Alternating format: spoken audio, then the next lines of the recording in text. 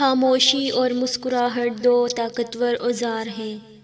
مسکراہٹ بہت سے مسائل کو حل کرنے کا راستہ ہے اور خاموشی بہت سے مسائل سے بچنے کا راستہ ہے۔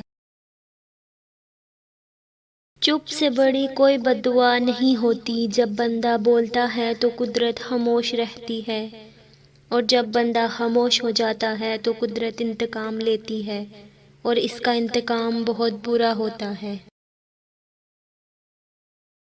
خاموشی سب سے زیادہ طاقتور چیخ ہے۔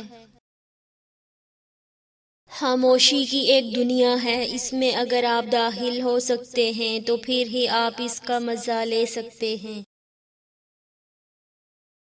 جو جانتے ہیں وہ بولتے نہیں، جو بولتے ہیں وہ نہیں جانتے۔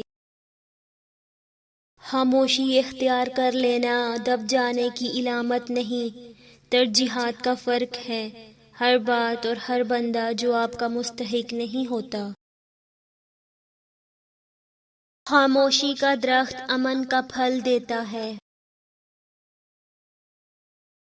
جانتے ہو اذیت کیا ہے؟ کہنے کو تو بہت کچھ ہونا مگر خاموش رہنا ہے۔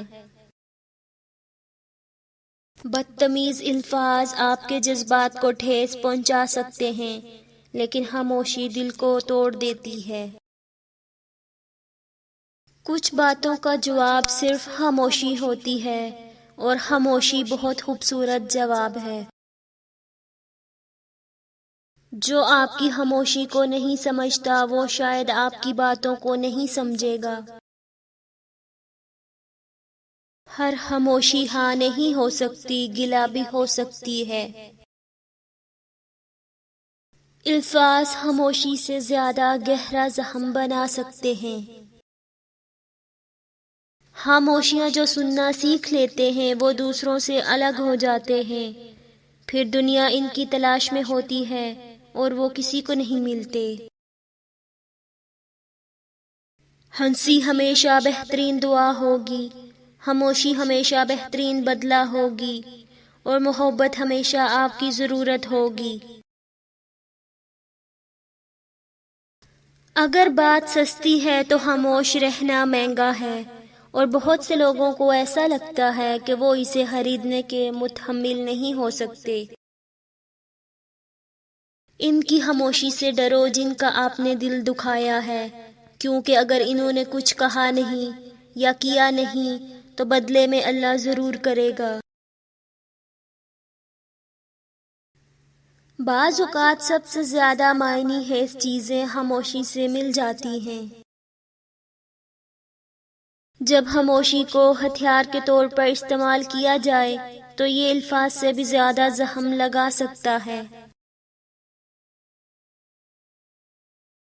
دو چیزیں انسان کی کمزوری ظاہر کرتی ہیں، جہاں بولنا ہو وہاں خاموش رہنا، اور جہاں خاموش رہنا ہو وہاں بولنا۔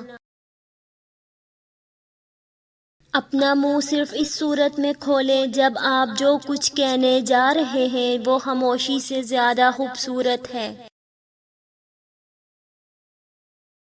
زبان سے پاؤں کے ساتھ چلنا بہتر ہے۔ خاموشی ایک عظیم نعمت ہے، بالخصوص اس مقام پر جہاں اختلاف زیادہ، آوازیں بلند، علم کی کمی اور دلیل کی کوئی اوقات نہ ہو۔